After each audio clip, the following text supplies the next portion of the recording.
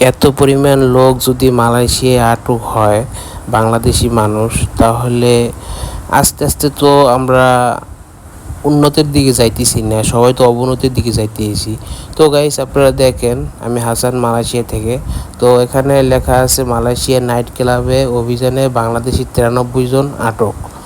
তো আমার কথা হচ্ছে, মালয়েশিয়া নাইট ক্লাবে 93 জন আটক, এর ভিতরে পারমিট নাই। পারমিট যেহেতু আপনাদের নাই, আপনারা কেন নাইট ক্লাবে যাবেন এবং নাইট ক্লাবের আপনাদের দরকার কি?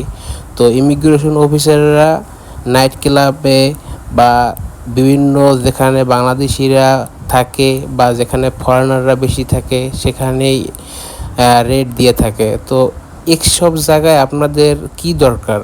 তো আসলে আপনারা ইচ্ছে করেই প্রবাসে এসে এই ধরনের অপকর্মে জড়ান এবং ইচ্ছে করেই অ্যারেস্ট হন।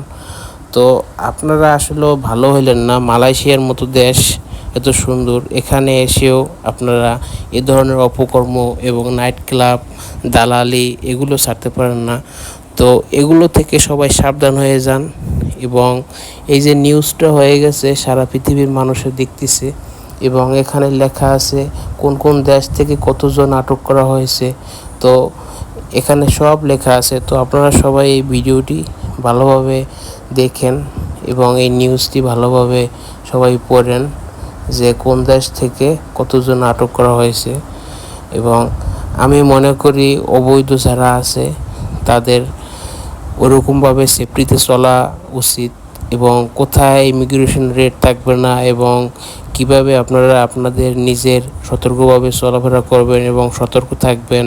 তো বন্ধুরা, এই ভিডিওটি বাংলাদেশ এবং মালয়েশিয়া থেকে যারা দেখতেছেন, সবাই যার যার আত্মীয় স্বজন মালয়েশিয়া যদি থেকে থাকে এবং সবাইকে সতর্ক করে দিবেন এবং এই ধরনের স্পটে যেন না থাকে এবং না যায়। এবং সবাইকে অসংখ্য ধন্যবাদ এবং আমার চ্যানেলটি সবাই সাবস্ক্রাইব করে দিবেন। আল্লাহ হাফেজ।